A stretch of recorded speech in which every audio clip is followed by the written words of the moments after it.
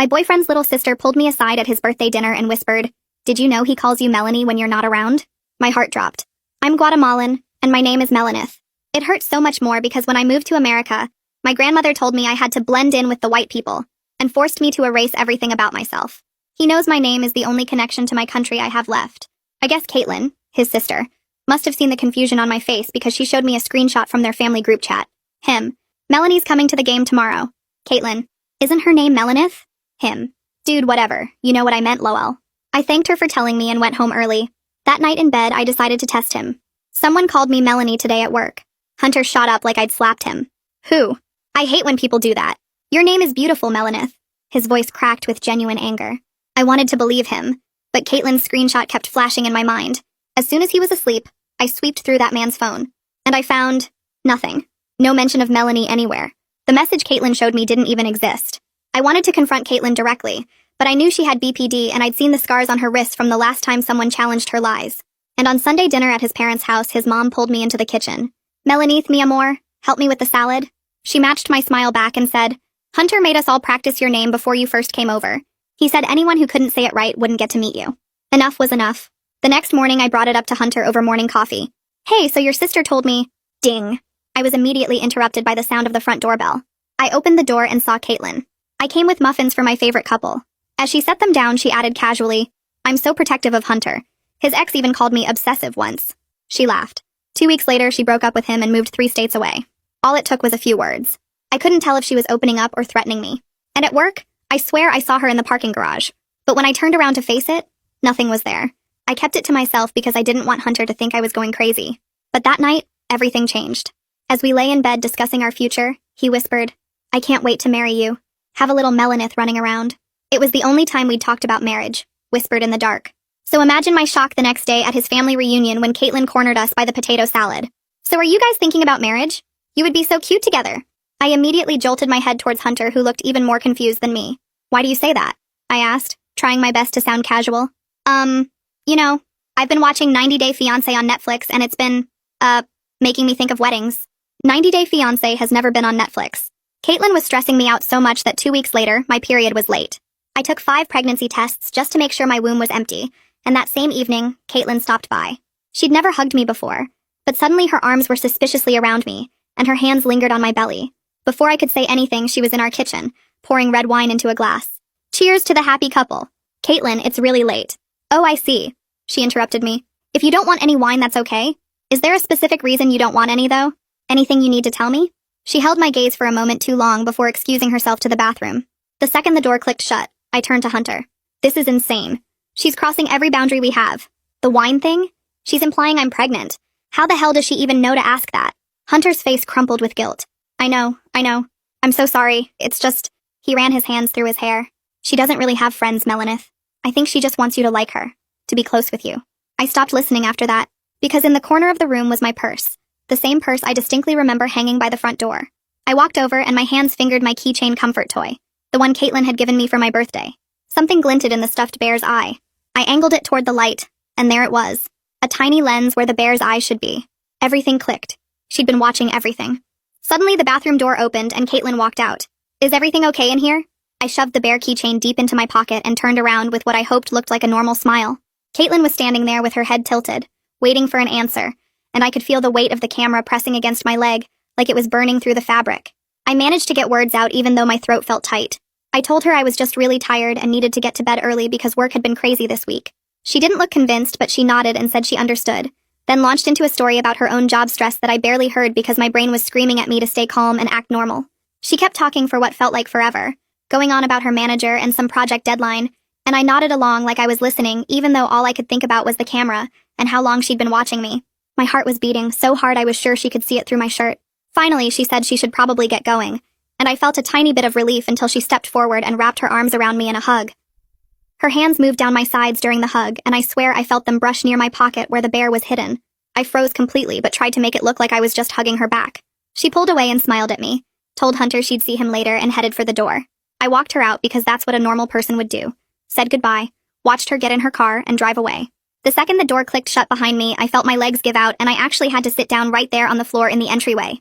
I put my head between my knees and tried to breathe normally, but my whole body was shaking. Hunter came around the corner from the living room and saw me sitting on the floor. He asked if I was okay and crouched down next to me looking worried. I knew right then that I couldn't just blurt everything out. Not yet. Not when I didn't fully understand what I was dealing with or have any proof beyond the camera itself. I told him I was fine, just really exhausted from work and all the stress lately. He bought it way too easily, just nodded and said I should get some rest, offered to make me tea. Part of me felt relieved he believed me, but another part felt hurt that he couldn't tell something major had just happened. He helped me up off the floor and I went straight to the bedroom, told him I was going to lie down for a bit. I closed the door and sat on the edge of the bed with the bear keychain in my hands, staring at that tiny lens in the bear's eye. My mind was racing through everything, every weird coincidence, every time Caitlin had shown up unexpectedly, or known things she shouldn't have known. I waited until I heard Hunter turn on the TV in the living room, then I grabbed my phone and went into the bathroom. I locked the door and sat on the edge of the tub, pulling up my texts. Ada from work was the only person I could trust right now who wasn't connected to Hunter's family at all. I typed out a message asking if we could talk privately tomorrow during lunch about something serious and urgent. I kept it vague because I didn't want to put anything specific in writing yet, but I made sure she knew it was important. She texted back within 2 minutes saying of course, asking if I was okay. I told her I would explain everything tomorrow and thanked her for being there. Before I could even think about sleeping, I knew I had to document everything while it was still fresh in my mind. I took my phone and photographed the bear keychain from every possible angle, making sure the tiny lens was clearly visible in the shots. The flash made it glint in a way that was obvious once you knew what you were looking for. I took at least 20 photos, zooming in on the lens, showing the whole bear, capturing every detail. Then I emailed all the photos to myself with timestamps in the subject line, so I'd have proof of when I found it. I opened my notes app and started writing down everything I could remember about when Caitlin gave me this bear. When I first noticed weird things happening, every single time she'd shown up unexpectedly, or said something that didn't make sense. The list got longer and longer as I typed, and seeing it all written out like that made the pattern impossible to ignore. I wrote down the pregnancy test thing, the marriage comment at the family reunion, seeing her in the parking garage at work, all of it. My hands were shaking so bad I kept making typos, but I didn't care. I just needed to get it all down before I forgot any details. I barely slept that night. Every time I closed my eyes, I pictured Caitlin watching me through that camera, seeing everything I did in my own home. The next morning at work, I was a complete mess. I kept checking my purse every few minutes to make sure the bear was still in there, like it might somehow disappear or someone might take it. Every time someone walked past my desk, I jumped and tensed up, which was ridiculous because Caitlin didn't even know where I worked. Or at least I didn't think she did, but now I wasn't sure what she knew and didn't know. My boss walked by around 10 and paused at my desk, asked if everything was all right because I seemed distracted. I told her I was fine, just dealing with some personal stuff, and she nodded and moved on. I felt bad for lying, but I couldn't exactly explain that my boyfriend's sister had been spying on me through a stuffed bear. At lunch, I met Ada at a coffee shop 3 blocks away from the office, a place neither of us usually went where we definitely wouldn't run into anyone from work. We grabbed a table in the back corner and I pulled out my phone before we even ordered drinks. I showed her the photos first, zooming in so she could see the lens clearly. Then I told her everything, starting from the beginning with the fake screenshot about my name, moving through all the boundary violations, the wine and pregnancy implications, and finally finding the camera. I talked fast and probably wasn't making complete sense, but I needed to get it all out. Ada didn't interrupt me once, just listened carefully with this serious expression on her face. When I finally finished, she reached across the table and squeezed my hand. She told me she believed me completely, and that what I was describing was not okay. It was actually really scary. Hearing someone else validate that I wasn't crazy or overreacting made me want to cry from pure relief. Ada pulled out her phone and started scrolling through her contacts.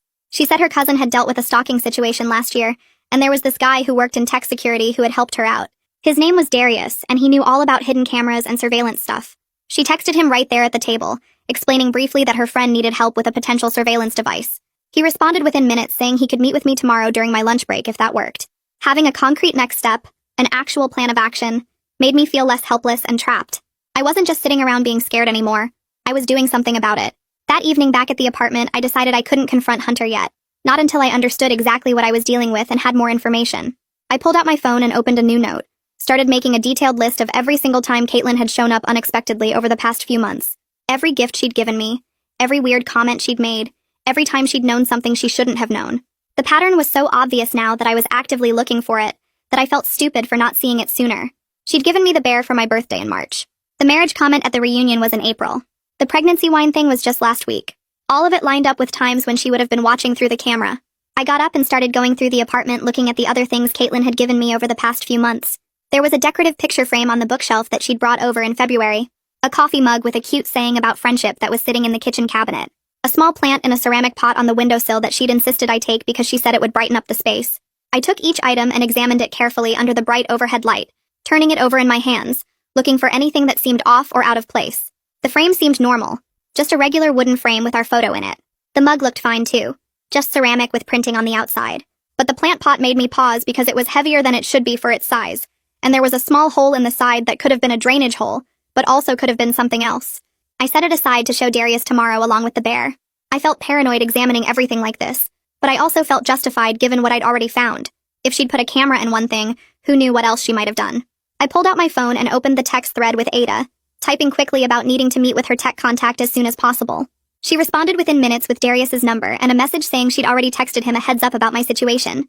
I called him right away, my hands still shaking a little from examining all of Caitlin's gifts, and he picked up on the second ring. We set up a meeting for tomorrow at 12:30 at the public library near my office because he said it would be quiet and private there.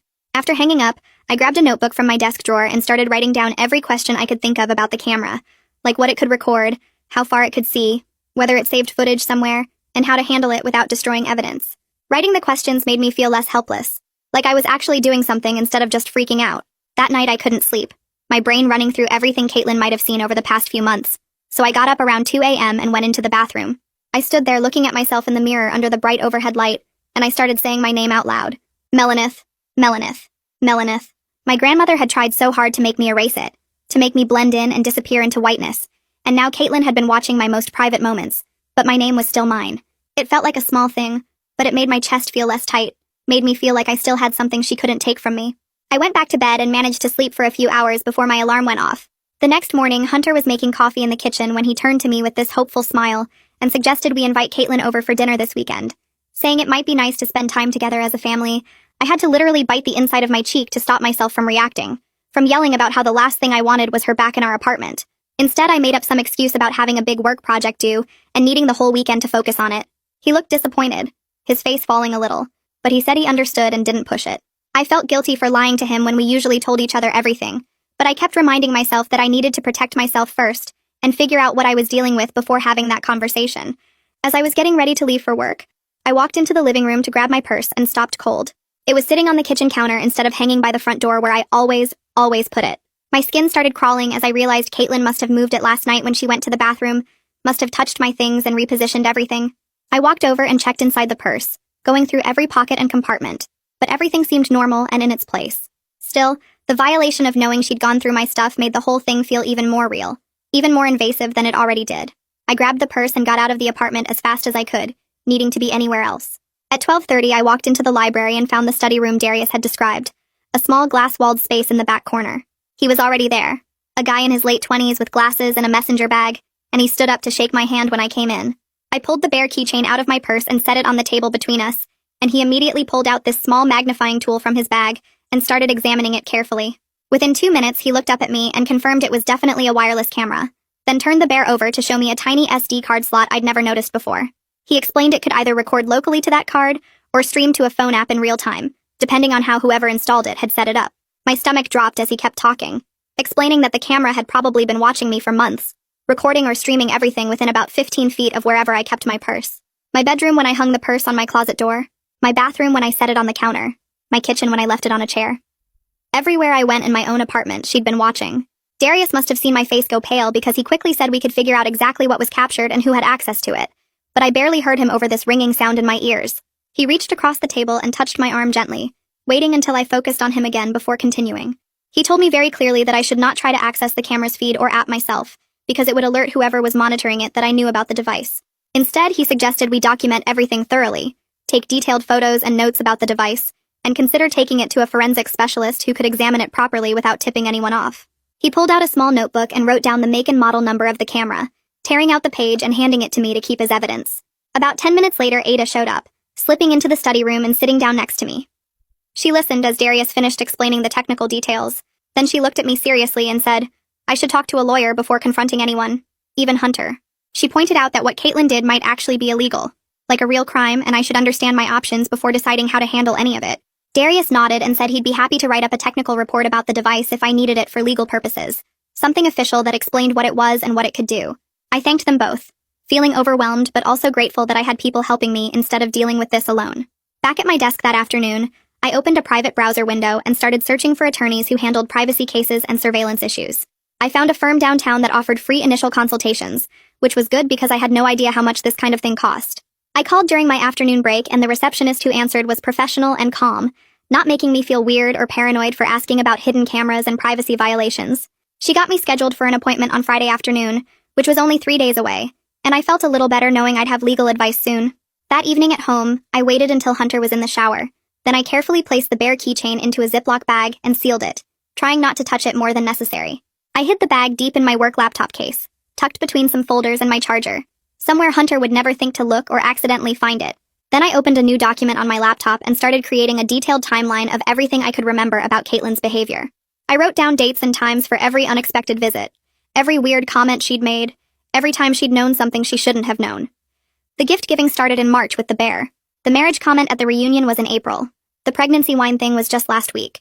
I added the building security footage I still needed to request, Emilio's observations about her in the parking garage, the screenshots of her texts and social media posts. Writing it all down in one document made the pattern impossible to ignore, made it so clear and disturbing that I had to stop twice because my hands were shaking too much to type. But I kept going until I had everything documented, every single incident I could remember, because I knew I needed this evidence to protect myself and prove I wasn't making things up or overreacting to nothing. That evening when Hunter got home from work, he found me still at my laptop staring at the timeline document. He set down his bag and walked over, resting his hand on my shoulder. I could feel him looking at the screen, but I quickly minimized the window before he could read anything specific. He asked if I was okay, and I told him work had been really stressful lately, that my supervisor was pushing hard on some deadlines. The lie tasted wrong in my mouth, but I kept my face neutral and forced a tired smile. He believed me completely and offered to cook dinner so I could relax, which somehow made the guilt worse. I thanked him and closed my laptop, following him to the kitchen even though my stomach felt too tight to eat anything. We made small talk about his day while he chopped vegetables and I set the table, both of us pretending everything was normal. Around 11 p.m., I was getting ready for bed when my phone buzzed on the nightstand. The text was from Caitlin asking if I was doing okay, because I had seemed really tired when she visited earlier. I stared at the timestamp showing 11:03 p.m. and felt my skin crawl at how late she was texting me. I immediately took a screenshot before even opening the message fully, then another one after I read it. My response was brief and polite, just saying I was fine and heading to bed soon. Every word I typed to her felt like I was building a case now, like I was a lawyer collecting proof instead of just having a normal conversation. I added both screenshots to the folder on my laptop labeled Work Projects 2024, which where I was keeping all the evidence about Caitlin. The next morning, while I was getting ready for work, I remembered something important. My apartment building had a security camera pointed right at the main entrance, one of those dome cameras that recorded everyone coming and going. I wondered if it had caught Caitlin showing up at weird times, maybe times when she told Hunter she was somewhere else. I left for work 15 minutes early and stopped by the building office on my way out. The manager was sorting through mail and looked up when I walked in. I explained that I thought someone might have been messing with my packages and asked if I could request footage from the past month to check. He said it would take 3 to 5 business days to pull all those recordings, but he could definitely do it. I thanked him and filled out a simple request form, making sure to write down the specific dates I remembered Caitlin visiting. At work that day, I could barely focus on anything. I kept staring at my computer screen trying to work on a spreadsheet, but my mind was replaying everything over and over. Around 2 p.m., my supervisor stopped by my desk and pointed out that I had entered the wrong formulas in an entire column, messing up calculations for the whole project. I apologized and said I would fix it right away, feeling my face get hot with embarrassment. During my afternoon break, Ada found me in the break room looking stressed and pulled me aside to the empty conference room. She reminded me that what I was dealing with was really serious, and it was completely normal to be distracted. She told me to be gentle with myself instead of beating myself up for not being perfect at work right now. Her kindness almost made me cry because I had spent the whole day feeling like I was failing at everything. That evening, I was scrolling through Instagram while Hunter watched TV and saw that Caitlin had posted a story. It was just a quote on a plain background that said something about protecting the people you love no matter what. There was no other context, no explanation, just that vague quote sitting there. I took a screenshot immediately and added it to my evidence folder. The post felt like a message, but I couldn't tell if she somehow knew I had found the camera or if this was just her usual dramatic social media behavior. About an hour later, my phone buzzed with a text from Hunter's mom asking if I wanted to meet her for lunch next week. She wrote part of the message in Spanish, asking how I was doing and saying she missed seeing me. The warmth in her words made my chest feel tight because his family had been so welcoming to me, and now this whole situation with Caitlin was threatening to destroy all of that. I texted back accepting the lunch invitation because I genuinely liked her and thought maybe she could help me understand Caitlin better, or at least give me some perspective on the family dynamics. The next day at work, the building manager emailed me saying the footage request was processed and should be ready by early next week. Just knowing I would soon have video evidence of Caitlin's comings and goings made me feel more prepared, like I was actually building a real case instead of just being scared and paranoid. I forwarded the email to my personal account as a backup, then saved it in 3 different places because I was terrified of losing any evidence. Friday afternoon, I took a half day off work and drove downtown to meet with Joan at her law office. I I brought a folder with printed copies of everything. My whole timeline with dates and times, the photos of the bear camera from every angle, the technical notes Darius had written about the device and screenshots of all Caitlin's texts and Instagram posts. Joan sat across from me at her desk and went through each page carefully, making notes and asking specific questions about when things happened. After about 20 minutes, she looked up and told me directly that what Caitlin did was absolutely a violation of privacy laws in our state. She explained I potentially had grounds for criminal charges and also for a civil lawsuit if I wanted to pursue that. Joan walked me through all my options one by one. I could file a police report to create an official record. I could request a protective order that would legally require Caitlin to stay away from me. I could send a cease and desist letter as a formal warning. She stressed that courts really like to see that someone tried to resolve things directly before escalating to legal action, so I should document any boundary setting I did with Caitlin before going straight to police. She also warned me that involving police when someone has mental health issues can get complicated and messy, but that didn't mean I shouldn't protect myself. I left her office feeling both empowered and overwhelmed, clutching the folder of evidence against my chest. That evening, I sat down at my laptop and opened a new text message to Caitlin. I typed out that I needed her to stop making visits without calling first, to please ask before giving me any more gifts, and to give me some space to focus on my relationship with Hunter. I read the message over about 20 times, changing words and rephrasing things, trying to make it firm and clear, but not cruel or aggressive. Finally, around 9 p.m., I closed my eyes and hit send before I could second-guess myself again. My phone buzzed less than 5 minutes later. I watched the screen light up with Caitlin's name and felt my stomach drop. The first message said she was so hurt that I would push her away like this when she was just trying to be a good friend and sister. The second message came 30 seconds later saying she understood I needed space and she would respect that. Then a third message asking what she did wrong and if this was about something specific. I took screenshots of each message as they came in, my hands moving on autopilot while my brain tried to process how quickly she was cycling through different emotional tactics. Another message popped up saying she thought we were becoming close and she valued our friendship so much. I added each screenshot to the folder on my phone labeled evidence, and turned off my notifications so I wouldn't see if more came through. Hunter walked into the living room and stopped when he saw me sitting on the couch staring at my phone with what must have been a pretty stressed look on my face. He asked what was wrong and I realized I couldn't keep putting this off anymore. I told him we needed to have a serious talk and asked him to please sit down. My hands were shaking so badly I almost dropped my phone as I pulled up the photos of the bear camera. I showed him the pictures first, zooming in so he could see the tiny lens clearly visible in the stuffed animal's eye. Then I walked him through my whole timeline of Caitlin's behavior, starting with the fake screenshot about my name and going all the way through to finding the camera. I explained how she knew about the pregnancy tests, about our private marriage conversation, about things she shouldn't have known unless she was watching or listening somehow. Hunter stared at the photos on my phone for what felt like forever without saying anything. I could see his face going through different expressions as he tried to process what this meant about his sister. When he finally spoke, his voice was quiet, and he said he was horrified and angry that she would do this to me. But then he asked if he could talk to Caitlin first before we got police or lawyers involved, because she was his sister, and he was really worried about how she would react if we went straight to authorities. I felt something hot and sharp in my chest when he said that. We spent the next 2 hours talking through what to do next, and it turned into the first real fight we'd ever had as a couple. I got why he was worried about Caitlin's mental health, but I was so mad that he was asking me to wait when I was the one who got violated. I told him I'd been watched in my own home for months, in my bedroom and bathroom, and he wanted me to just pause while he tried to handle it gently with his sister. He said he wasn't asking me to do nothing, just to let him try talking to her first. We went back and forth for a while until we finally reached a compromise on some immediate safety steps we could take right away. We agreed to change our lock so Caitlin couldn't get in anymore, to tell her clearly she wasn't allowed to visit without calling first, and to secure anything private or valuable in our apartment. Hunter promised that if Caitlin didn't respect the boundaries, or if anything else happened at all, we would go straight to the police with no more delays. We also agreed to be completely honest with each other going forward, and to make decisions together as a couple, instead of him trying to protect his sister while I tried to protect myself. It wasn't the perfect solution I wanted, but at least it felt like we were on the same team now, instead of pulling in different directions. The next morning, a locksmith showed up at our apartment and installed brand new locks on our door. I made it clear that only Hunter and I would have keys besides the building manager, no spare for family members or anyone else. While the locksmith was finishing up, Hunter called Caitlin and told her about the new lock policy, and that she needed to call before visiting from now on. I could hear her crying through the phone from across the room, but Hunter stayed firm with the boundary he was setting. Hearing him actually hold that line with her made me feel more confident that we could handle this together. After the locksmith left, I ordered a basic security camera from Amazon that pointed at our front door and sent motion alerts to both our phones. It wasn't fancy, but knowing I would have a record of anyone who approached our apartment made me feel safer. Hunter helped me install it that afternoon and mount it in the right spot, and he didn't complain about the cost, even though we hadn't budgeted for it. That evening, Hunter said he wanted to meet Caitlin at a coffee shop to talk to her privately about everything that happened. I told him I would stay home because I wasn't ready to face her yet, and honestly wasn't sure I could trust myself not to lose my temper and make things worse.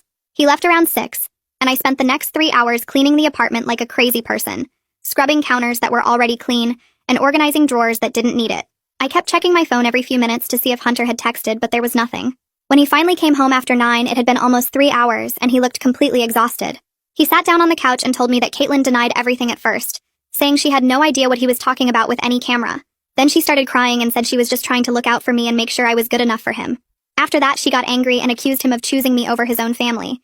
He said he wasn't sure what to believe about her real intentions, but he had told her very clearly that the camera was absolutely not okay, and she needed to respect our boundaries going forward.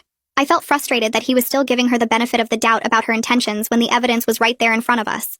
But I could also see how hard this was for him, having to choose between supporting me and protecting his sister. Hunter admitted that he asked Caitlin if there was any other proof besides the camera itself, like an app or device that would show it was connected to her phone. She denied having anything like that and said maybe someone else put the camera there to frame her. He seemed really torn between believing her story and believing what I was telling him, which hurt even though I understood family loyalty was complicated. I reminded him that we would know more once the building security footage came in, and once Darius could do the full technical analysis of the camera device. The next morning my phone rang while I was getting ready for work, and Darius's name popped up on the screen. I answered quickly, and he told me he'd been researching the camera model online late into the night. The manufacturer keeps logs of every device that gets paired with their cameras through the app, and a forensic specialist should be able to pull that data without alerting whoever might be watching.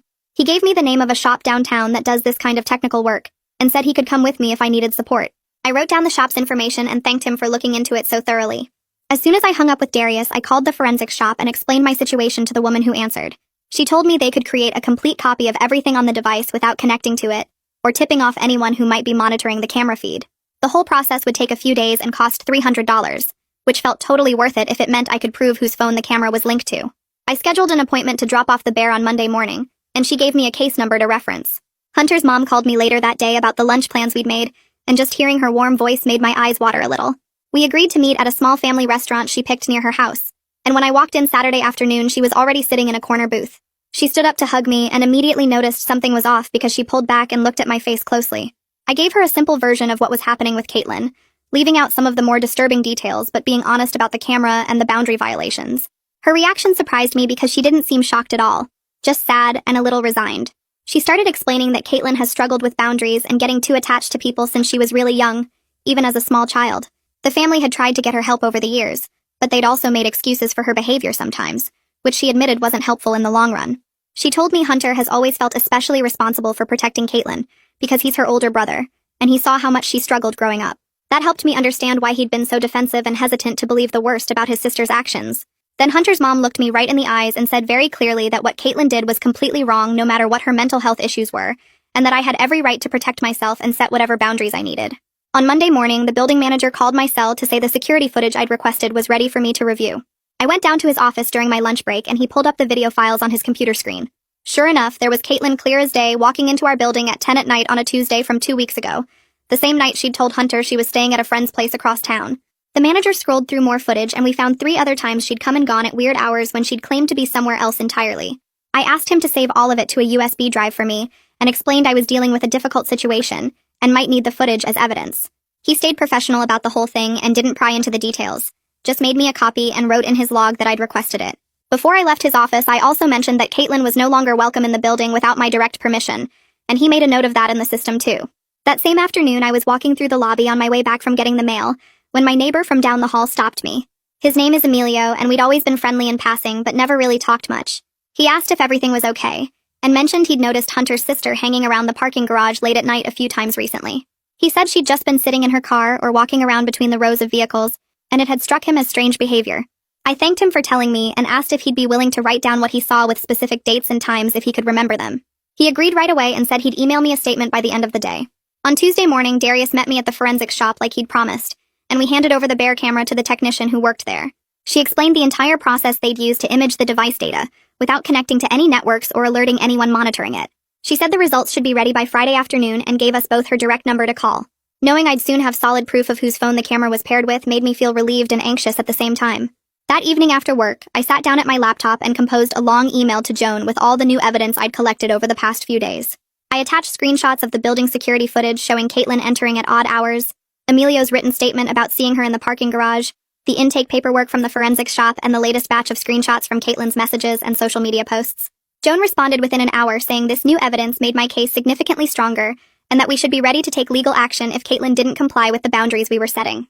The next day at work, my supervisor asked me to come by HR for what she called a routine check-in. When I sat down across from her, she mentioned she'd noticed I seemed more stressed and distracted than usual lately. I decided to be honest and told her I was dealing with a difficult personal situation involving someone who'd violated my privacy. I asked if I could take a personal day next week for some legal appointments I needed to attend. She approved it right away without making me explain further, and said she wanted me to feel supported rather than worried about my job performance. When I got home that evening, Hunter was already making dinner and he asked me to sit down because he wanted to talk about everything. He said he understood how serious this was, but asked if we could give his family a little more time to handle things internally before we brought in lawyers or police. I felt my whole body tense up because I'd been patient for months while Caitlin violated my privacy, and now he wanted me to wait even longer. We went back and forth for almost an hour, and I could feel myself getting more frustrated with every minute that passed. Finally, we reached a compromise that I could live with. We agreed on a firm deadline where if Caitlin broke any boundaries at all, or if the forensics proved she was definitely monitoring me, then we'd take immediate legal action with no more delays or excuses. Hunter wrote it down on paper and we both signed it, which felt silly, but also made it feel more real and binding.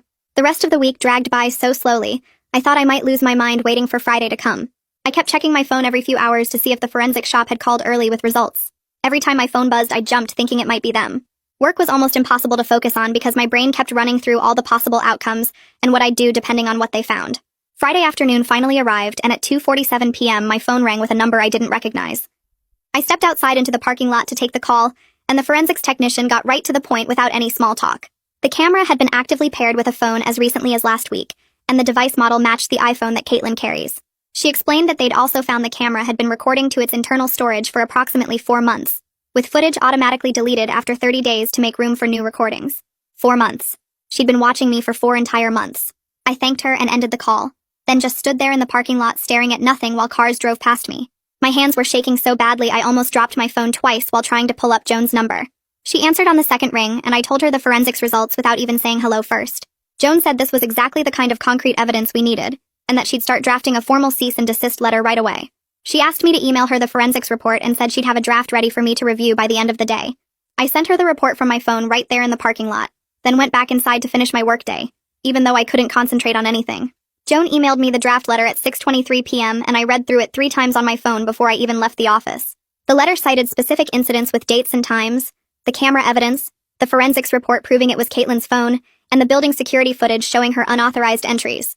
It demanded that Caitlin stop all contact with me, stay away from my home and workplace, delete any recordings she had of me, and confirm in writing within 5 business days that she'd comply with everything. Reading it all laid out in formal legal language made the whole situation feel even more real and serious than it already did. When I got home, Hunter was waiting for me, and we sat down at the kitchen table to review the letter together. I watched his face while he read through each page, and I could see the exact moment when it really sank in for him how bad this was. The forensics proof that it was definitely Caitlin's phone connected to the camera removed any possible doubt he might have had left. He sat there quiet for a long time after he finished reading, just staring at the papers spread out on the table in front of us. Then he looked up at me and said he supported sending the letter, and would back me up completely with his family no matter what happened next. We spent the weekend preparing ourselves for whatever reaction the letter might cause. Hunter called his parents and gave them a heads up that we were taking legal action, but didn't go into all the details over the phone. His mom sounded worried, but said she understood we needed to protect ourselves. On Monday morning, we drove to the post office together and sent the cease and desist via certified mail to Caitlin's address, so we'd have proof she received it. Hunter also emailed her a copy from his personal email account so she couldn't claim she never got it. We went back home and I tried to do some work on my laptop while Hunter cleaned the apartment to keep himself busy. At 11:47 a.m., his phone started ringing and it was his mom calling. Hunter answered and immediately his face changed as he listened to whatever she was saying. He put the call on speaker and his mom explained that Caitlin had just shown up at their house crying and saying I was trying to destroy their family. She said Caitlin was having a complete breakdown and kept asking why everyone was turning against her. Within the next hour, Hunter got calls from his dad and 2 of his cousins, all wanting to know what was going on. Suddenly, the whole family was involved in getting pulled into the situation. His mom called back a second time, and I could hear the stress in her voice as she tried to mediate between supporting us and worrying about Caitlin's mental state.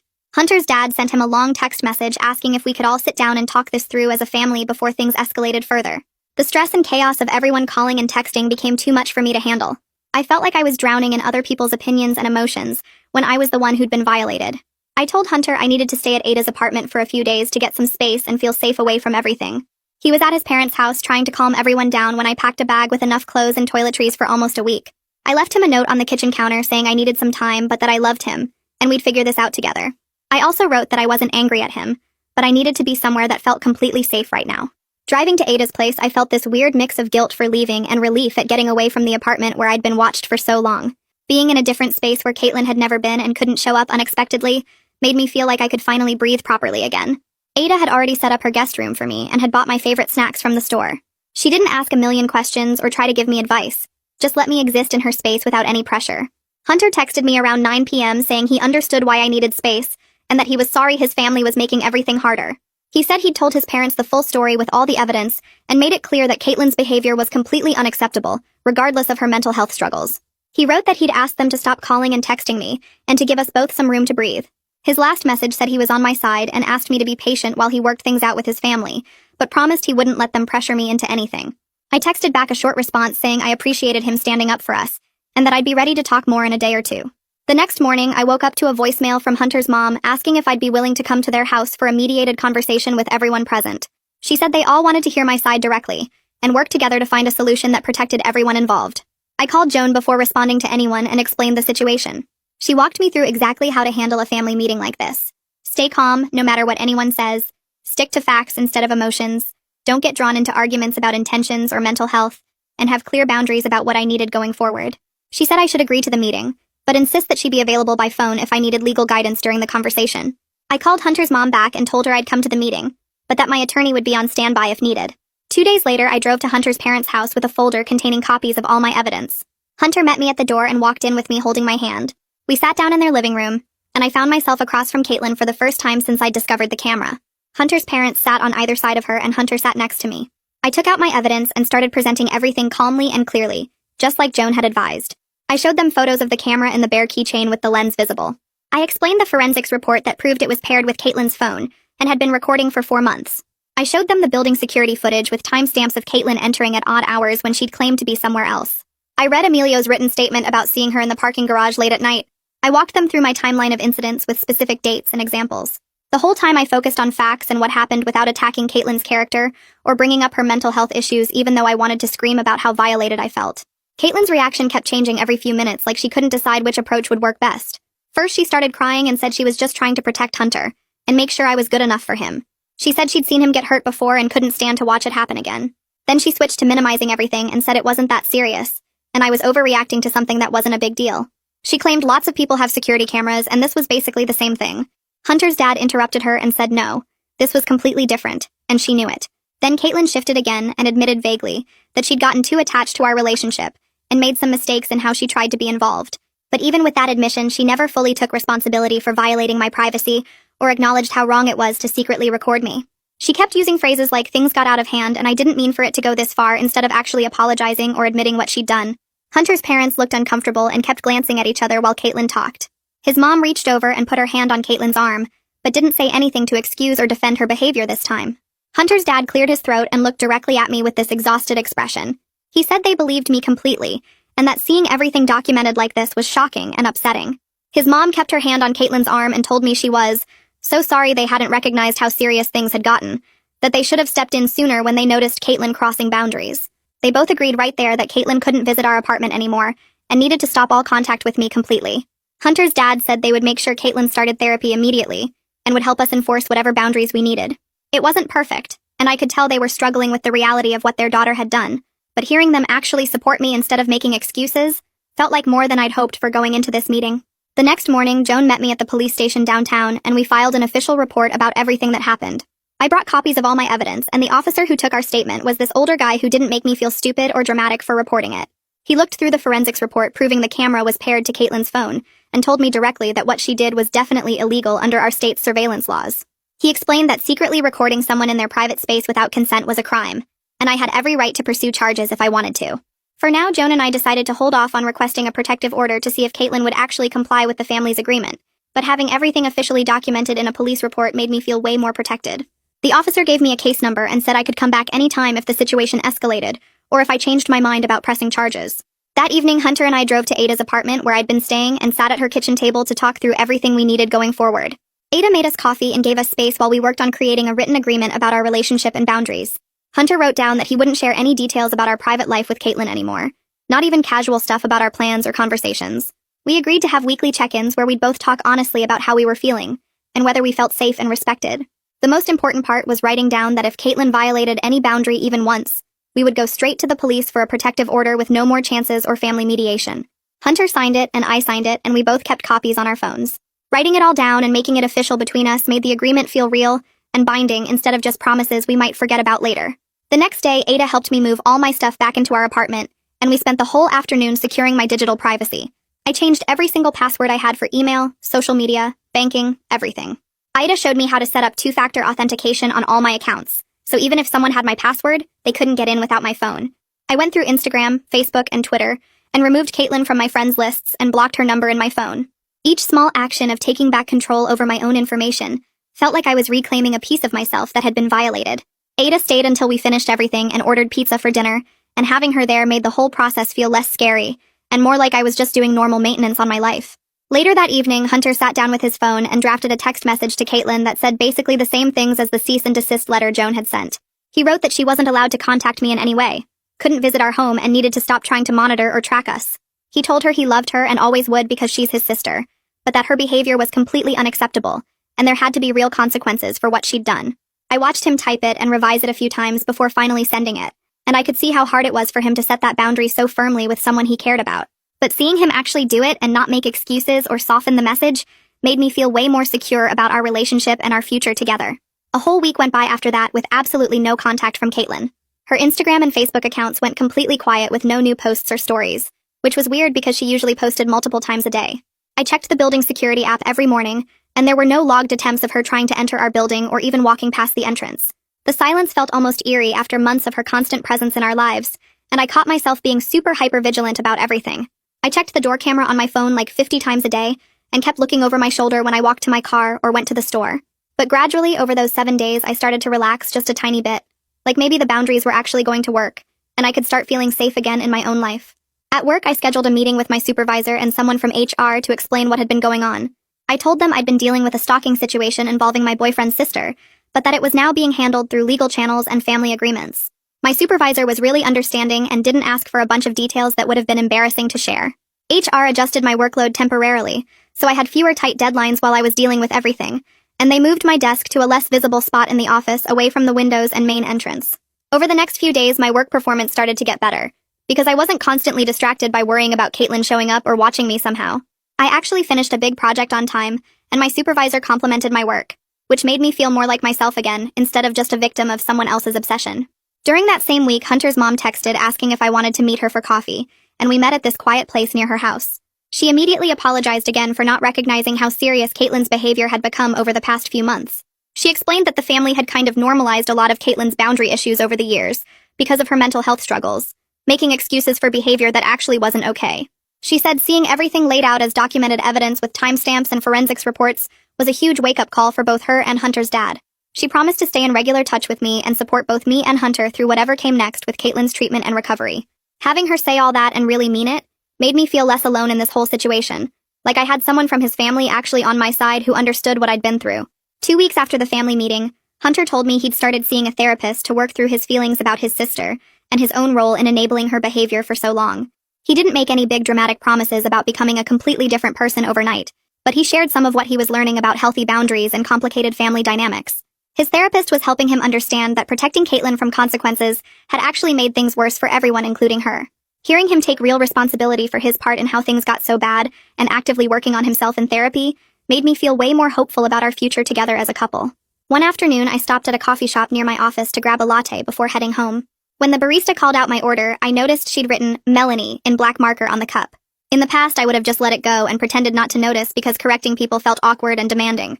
But this time, I walked back up to the counter and politely told her my name was actually Melanie, and asked if she could remake it with the correct spelling. She apologized right away, and made me a new drink with my real name written carefully on the cup. It was such a small thing that probably didn't matter to anyone else.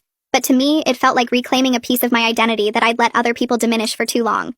My name was the only connection I had left to Guatemala and my heritage, and I wasn't going to let anyone erase it anymore, not even by accident. 3 weeks passed without any sign of Caitlin, and I started to feel like I could breathe normally again. Then one Tuesday evening, while Hunter and I were watching TV, his phone rang and I saw his mom's name on the screen. He answered on speaker and she got straight to the point. She told us that Caitlin had started seeing a therapist twice a week and asked them to pass along that she was working on herself. His mom made it super clear this wasn't Caitlin asking for contact or forgiveness. just information she wanted us to know. The message coming through his parents instead of directly from Caitlin showed she was at least following the no-contact boundary for now. Hunter thanked his mom and we hung up, and neither of us really knew what to say about it.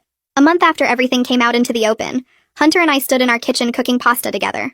The door was locked with the new deadbolt, and the security camera by the entrance was recording like it always did now. As we chopped vegetables and stirred sauce, we talked honestly about everything we'd lost. Some of the easy trust was gone, some of the innocence about his family, some of the relaxed feeling we used to have in our own home, but we also talked about what we wanted to keep building together despite all the mess his sister had created. It wasn't some perfect happy ending where everything was magically fixed. It was just real life, with both of us choosing to keep trying and naming the hard stuff out loud instead of pretending it didn't exist. And that's the story with a little lesson tucked inside. I love when a simple moment reminds us how much we can still learn. If this gave you something new to think about, that's all I could ask for. Subscribe so you'll be ready for the next one.